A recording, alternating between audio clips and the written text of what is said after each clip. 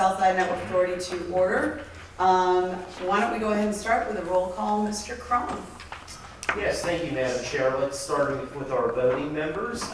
From Chesapeake, Ms. Susan Vitale. Here. From Norfolk, Ms. Andrea McClellan. Here. From Portsmouth, Mr. Daniel Jones. Here. From Suffolk, Mr. L. Moore. Here. And from Virginia Beach, Ms. Rosemary Wilson. Here. Madam Chair, we have unanimous attendance of your voting members. Fabulous. All right, let's go ahead, and we've actually got a great agenda today. I don't think it'll take us the entire time, but you never know. You know, whenever we're talking about, you know, personnel issues. I'm kidding. I'm joking. Stephen, that was a joke. Laugh. Just kidding. So why don't we go ahead and move to approval of the agenda. Do I have a... So moved. Thank you. A motion? Thank you. Second. Okay, thank you, Mr. Jones. All in favor, say aye. Aye. Any opposed? All right, we'll move on to public comment. Is there any public comment? Has anybody submitted, Mr. Cromer? No. No, Madam Chair, no public comments submitted. Okay, we're all set there. All right, then we will go ahead and move to the meeting minutes that were attached. They were attachment 5 to the agenda. And hopefully you all have had a chance to review those. Do I have a motion for approval? Motion for approval. Thank you, Mr. Jones. Second. Second. Thank you, Mr. Moore. All in favor, say aye. Aye. Any opposed? One abstention. And one abstention. Thank you, Ms. Wilson. That's right. But the motion passes. Yes, Mr. Crum. Madam Chair, if I may, I apologize for the interruption. So just as a reminder, even though we have the owl system and we have Mr. DeHaven, Oh, yes, we do need to put our mics on, right? please, we're doing well so far, but just as a reminder, I know I forget sometimes. Yeah, no, thank you, Mr. Crum. I appreciate that. Thank you so much. Yeah, you're right. So make sure that, you know, if you want Matt to hear it, if you don't turn on your mic. And then, you know, but if you want him to hear, he'll just see the lips move and, you know. So you don't know how to read lips, do you, Matt? All right, so that'll be our code. All right, moving on to the next agenda item, which is the project management update. And I will turn it over to Mr. DeBerry, our esteemed executive director. At least for another hour.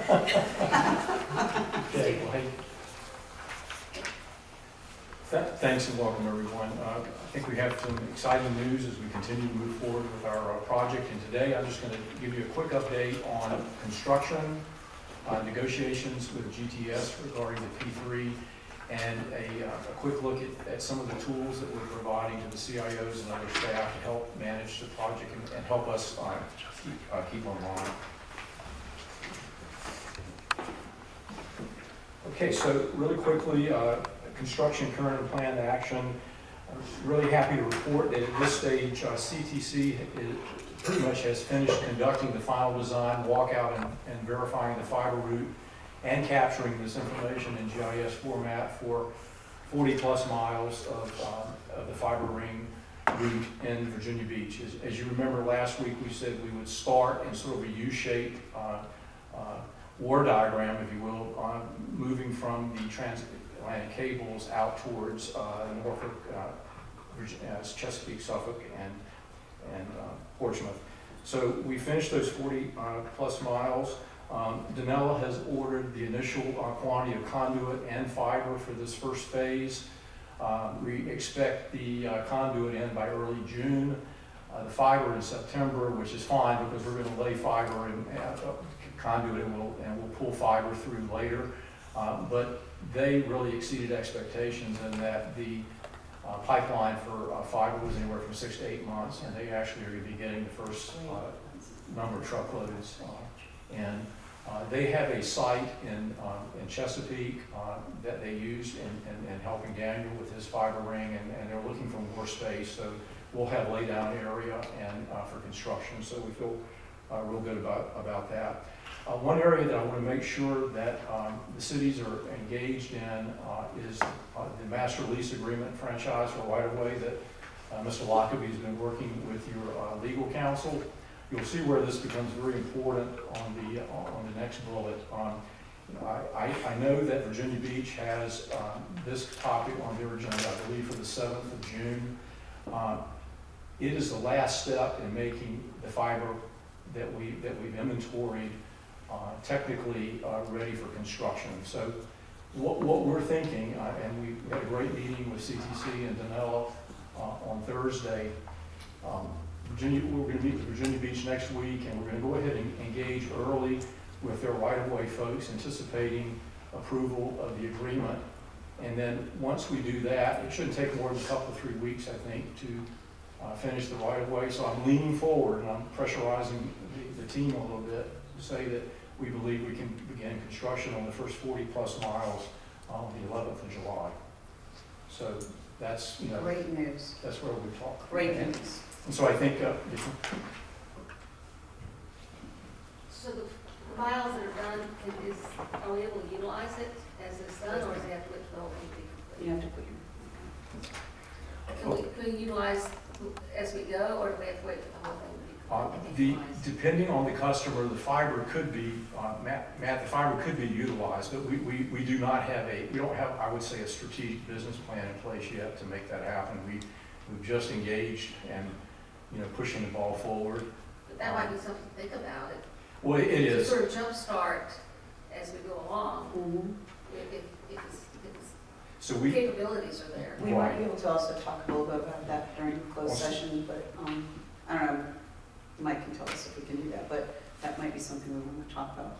I think it'll be same purview that we'll be able to discuss it. Yeah, and we've said that in areas that we build where there's economic development, if there's a need for the fiber, we should be able to make that work. We'll just have to go through the details. We're actually having our second meeting with the cities and CTC and Danella next week to start talking about things like this. But the push right now is to Such get a it. quick. Time is of the essence. Everybody's repeating it now. Everybody together.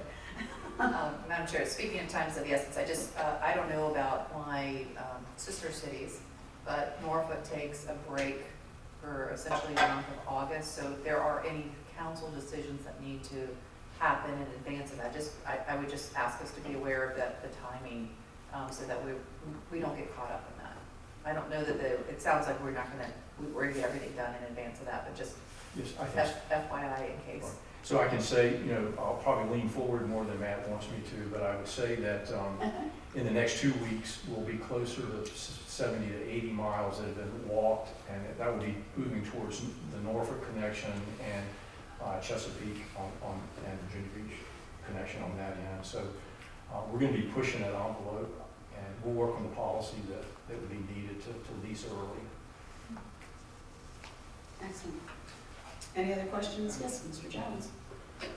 Just as a suggestion, whenever Danella does do basically a kickoff, what we have them do is do film pictures as they basically sink the first drill, just for marketing purposes.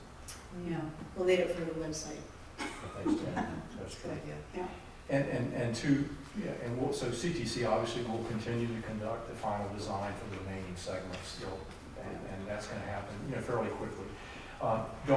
This equation of 40 miles though is not a linear equation, because we have over 40 special sites, railroad crossings, bridges, and things like that. So if we get this done in 6 to 8 weeks, you can't extrapolate that that's 1/3. So it'll take us the 18 months. So we will push as hard as we can.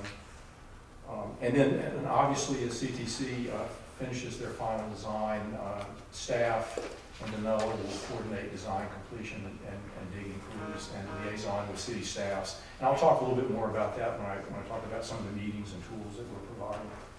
Okay, so any questions on that? Anyone? I just was gonna say something, Oh, sorry, I can't hear you. I'm just sort of thinking out loud here, if we can start these leases early, and the cities, we're utilizing it too.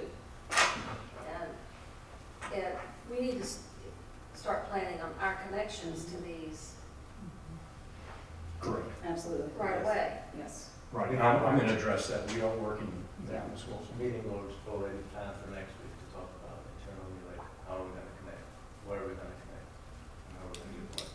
Does it's gonna save us all money once we get connected and we can not use some of the other things that we're doing. That's right.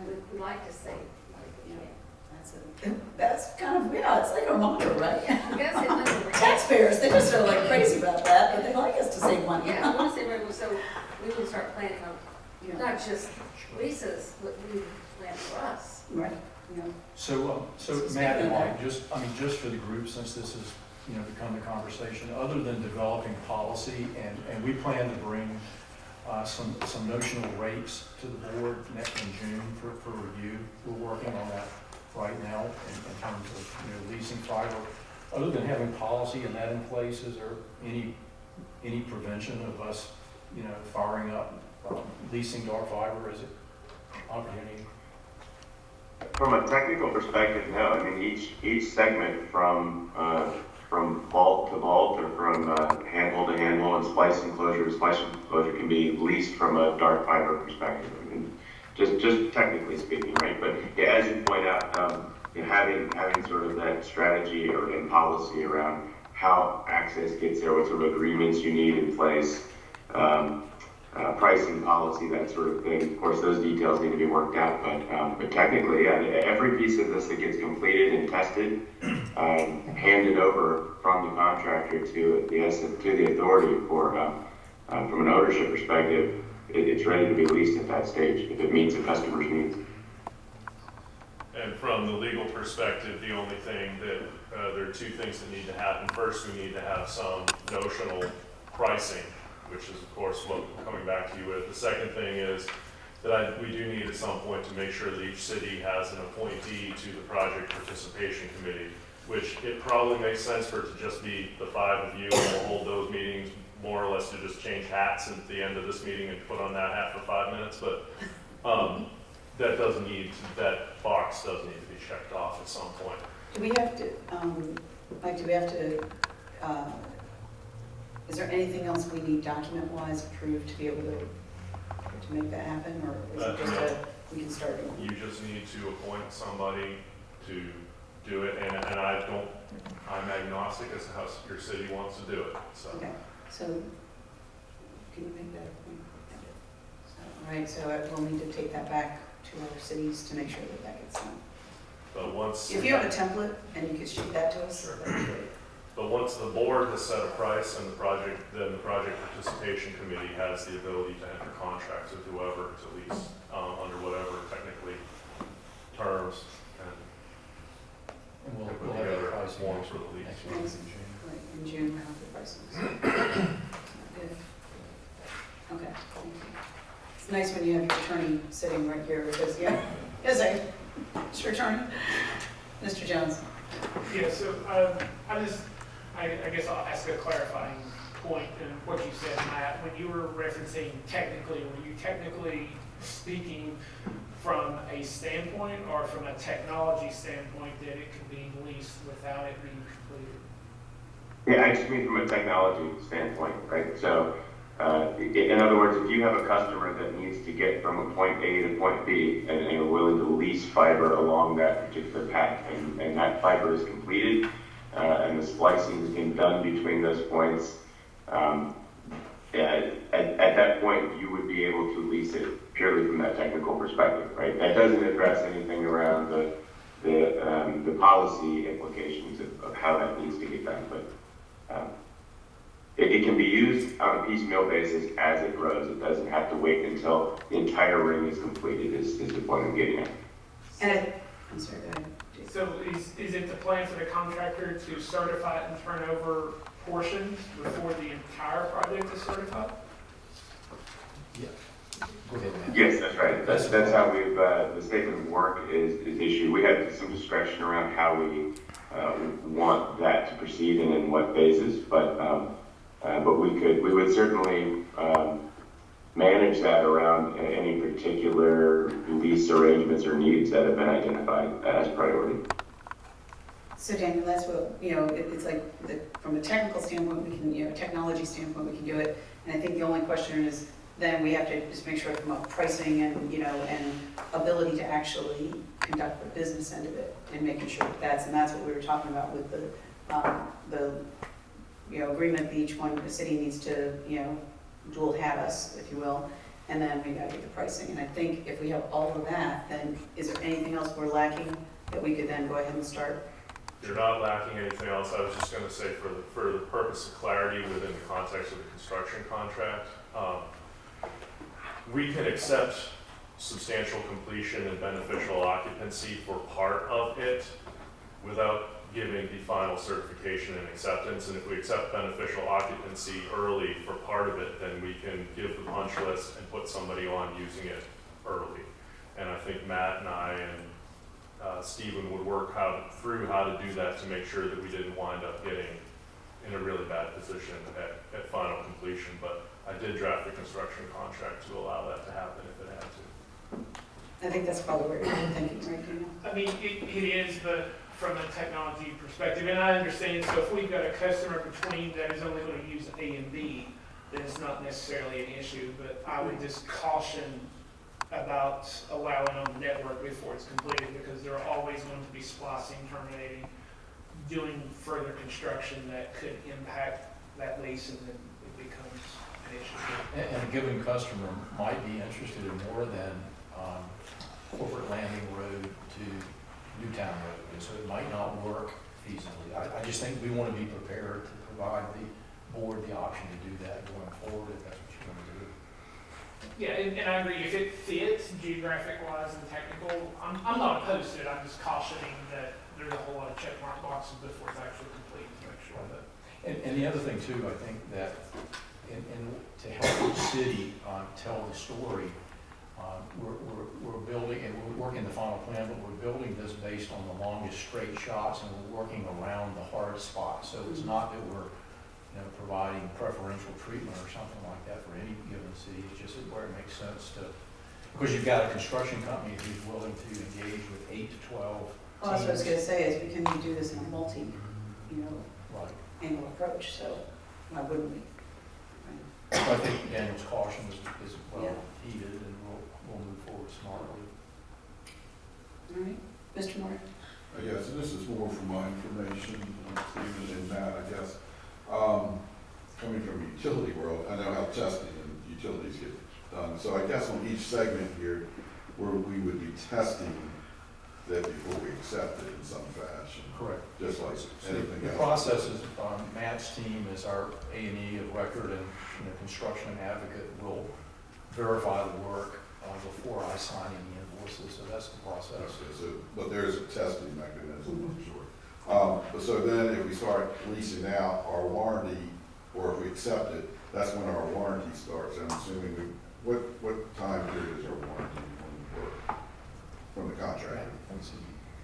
Matt, the general warranty. 1 year for final 1 year. acceptance. 1 year for final acceptance. So when we accept something, we start leasing it out. We may have sections, if we did it early enough, Yes. that would be out of warranty before we completed the overall ring. Right, and Mr. Moore, I think that's why we got to look at each individual ask as we go forward. I think Ms. Wilson asked a great question, that there's a technical solution to it. We just want to make sure we do it right. And we get to do this on our terms, right? So we won't, if it makes sense, it makes sense. If it doesn't, we can review each case by case. I do think there's an advantage to be able to open up the sections as we go along. One is, we'll find out if there's any bugs, and get this corrected. All of a sudden, the whole thing, it's kind of like the Christmas lights, the old Christmas lights, one light would go out. But the other thing is, we're gonna have a company to be marketing all of this. Right. And And the sooner we can get the sooner we can get a product part of that's, it, and then people hear about it, they're gonna be excited with their next section, so it can build some excitement for the rest of it coming on. So, and then also, it's not like pulling out the whole system at once, like, oh my gosh, the sign-up day, and now everybody's trying to do it. we can phase it in. Yeah. We can phase it in, and every time you phase it in, you'll get better. You find out how you can do things better than you did before too. So I think there's some advantages if it's possible. And I think that's why it's good to look at it, we'll just take it on a case-by-case basis, but it looked like you're going Yes, I have a small thing to add here.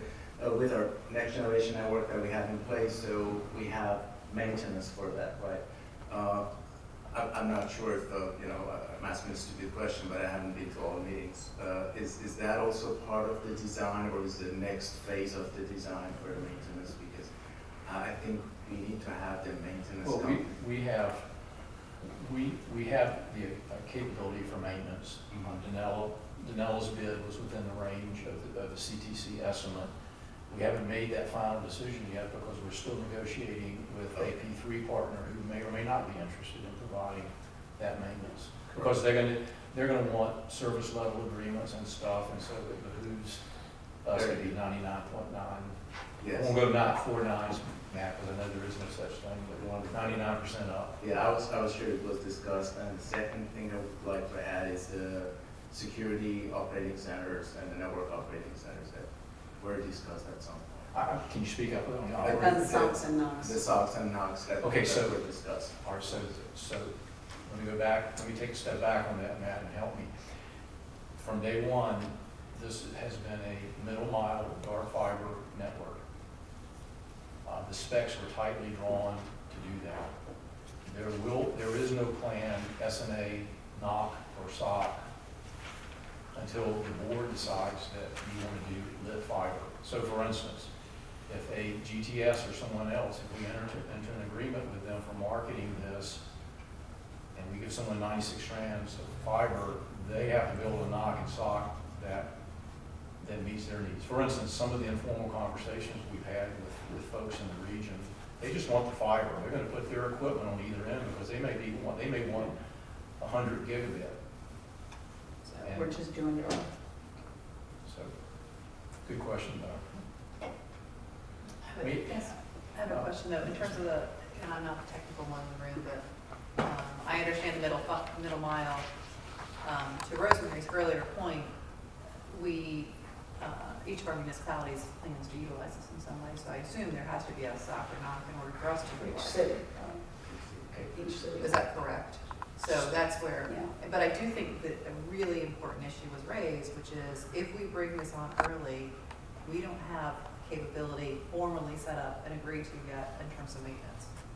And That's so the point. that to me is, I think you have to balance the opportunity of getting out quickly to, maybe it's worth waiting for full completion to have one warranty, one maintenance of the whole spectrum. Because we're not talking a huge amount of time, but it would provide a more regimented, understandable perspective. I think some of this too, guys, will be answered in the demand signal. We're gonna start seeing as we start advertising this and, people are now paying attention that, okay, this is up and running soon. We already are getting, folks coming in and saying, hey, we want a piece. So I think that, like I said, I think that we can look at the case by case. We have options right now potentially with GTS. We have some other things we're going to discuss in closed session that'll, I think, help to also be able to shed a little bit more light on this. So, And I think we built a drumbeat of meetings I'm going to introduce to you in a few minutes that will help us get the right feedback from the cities and also from our strategic partners. And in the future too, we're going to next piece. So, all right, any other questions on that part? I have a Yes. question. When we talk about the business and the project participation committee to establish the pricing, are we going to agree to be consistent in the pricing for all of the 5 localities that are participating? Give you an example of, say something, we want this pricing, and say Virginia Beach says, no, we want this. So are we all going to agree to be consistent with the pricing, or we establish our own pricing? Mike, we talked about that, Mike. Yeah, I'll try to clarify that. So there's several pieces here, and so it's going to take me a minute. So there's the project participation agreement. What it provides is that each one of the cities gets free fiber, up to 3 strand pairs, okay, if you want. Now, it should be noted, that doesn't mean that you don't have to necessarily pay the authority anything, but you don't pay the authority anything for that, and ideally, you are paying zero for that, but there are ways that you could wind up having to pay the authority money if the authority is not getting sufficient other funds to be able to pay its debts. Right now, that's not a problem, but I don't want to mislead anybody. So, in order to make sure that everything is consistent and above board, the board of directors sets what the overall default price is for fiber, okay? And this would be, for instance, and I think that Matt and Stephen are gonna present something more robust than this and nuanced than this, but let's say that the going rate, which anybody can have for a month-by-month lease, is $1,000 per strand mile, okay?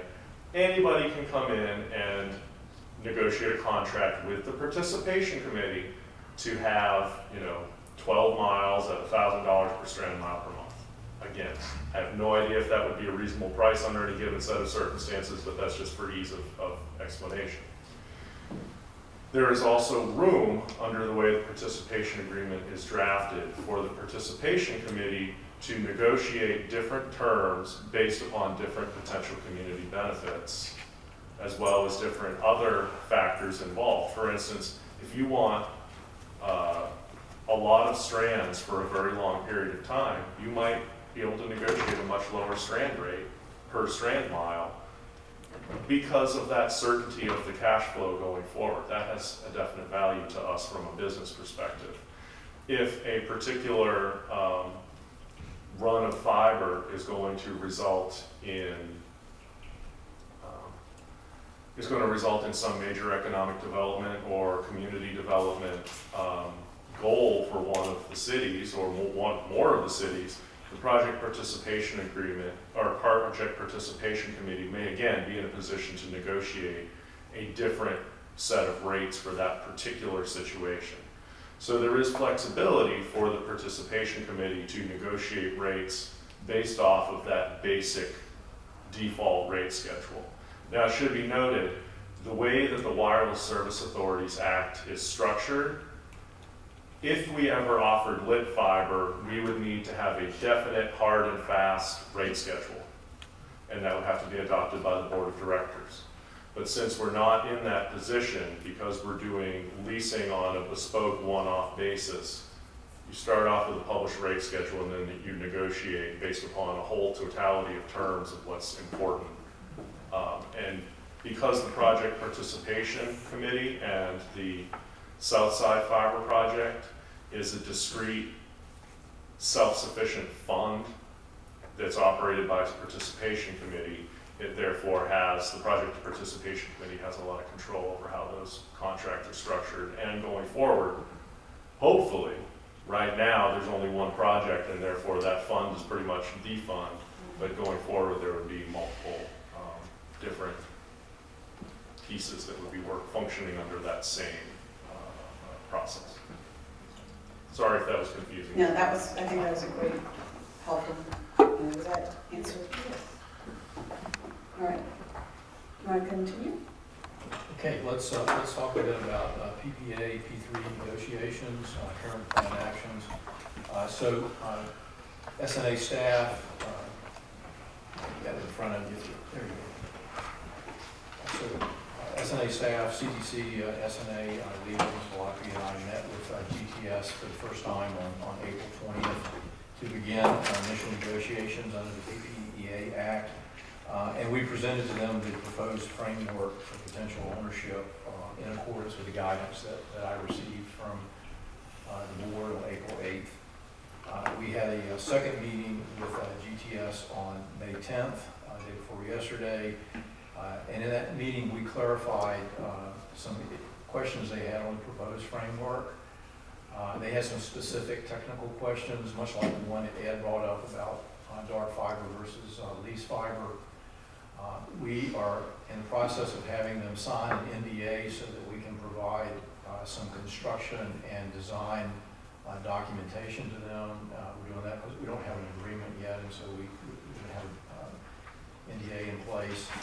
And GTS is coming back to us next Friday, May 20th, with a high-level business framework proposal. Now, it's not going to be the proposal or the business plan, but it's going to be, they're taking the additional information we've given them and coming back with their thoughts.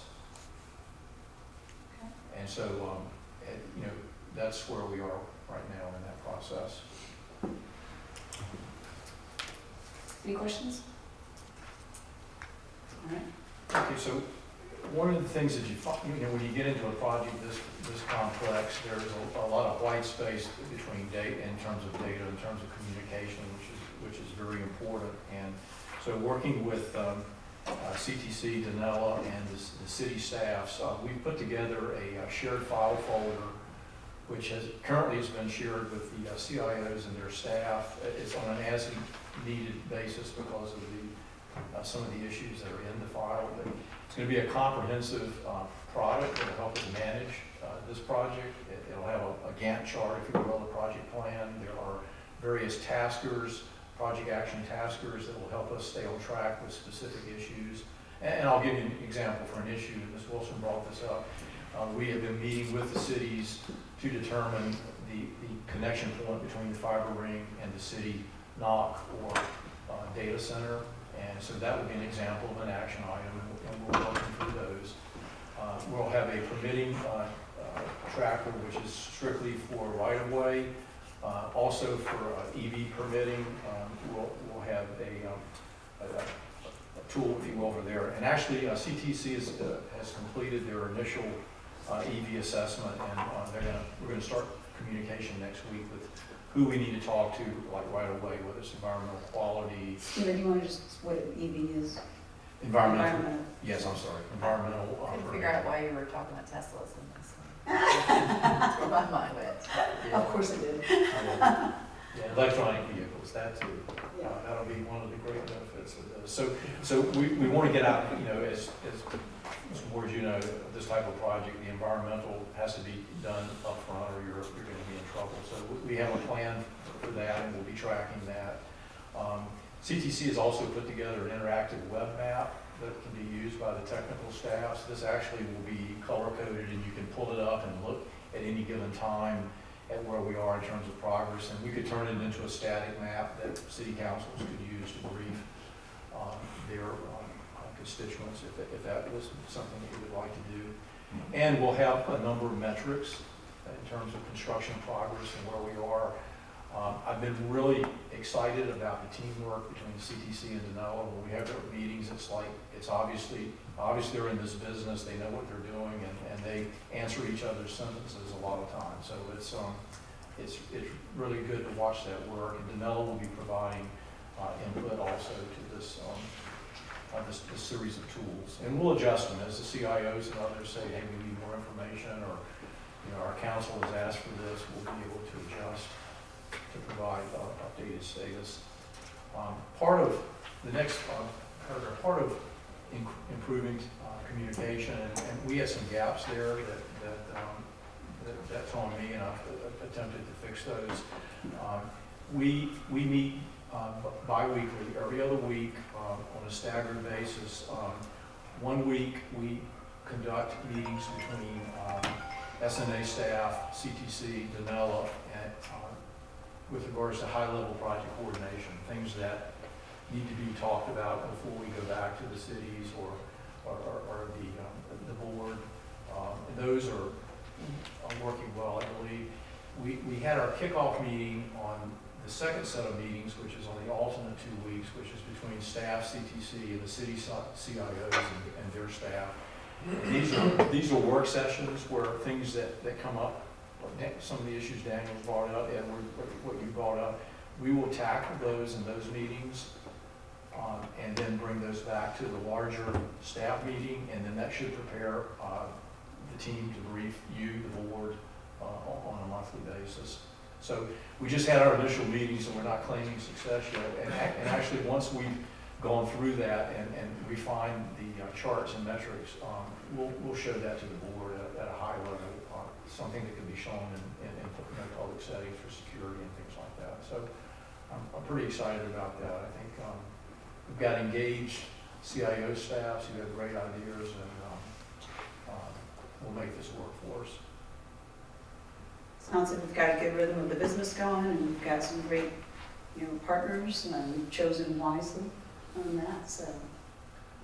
So I'm going to turn it over to the board again for questions. That's my informal public meeting. Any other questions?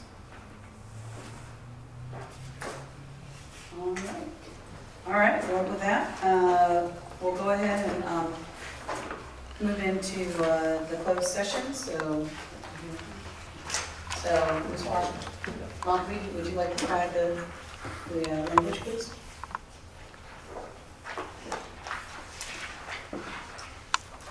Yes, Madam Chair. Thank you very much for calling on me to read this motion. Yes, because it's about as long as my arm, and so better you than me.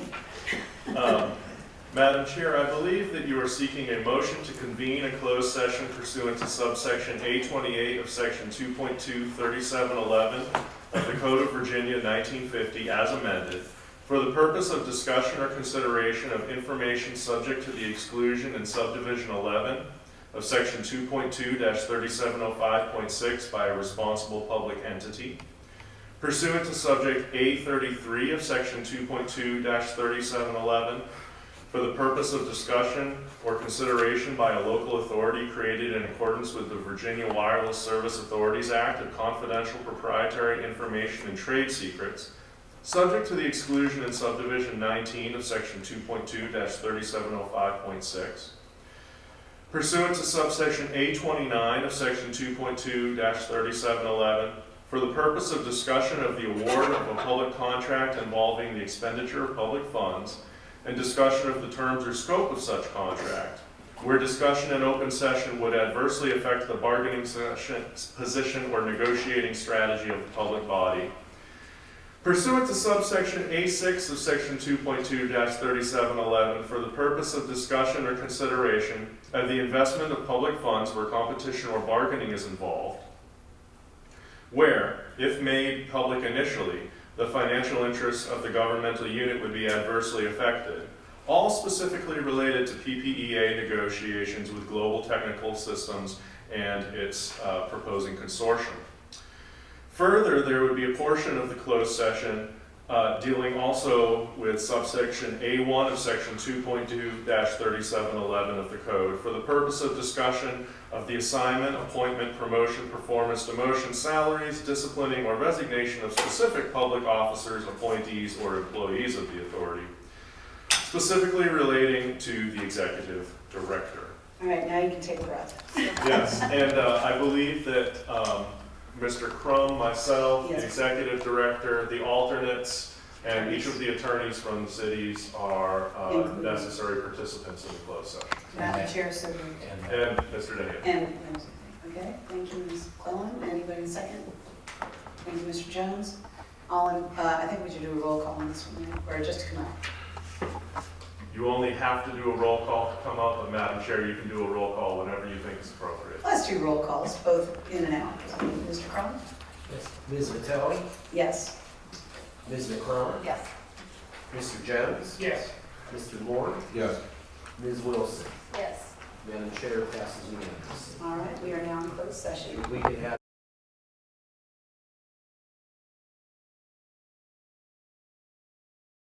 Everybody's back?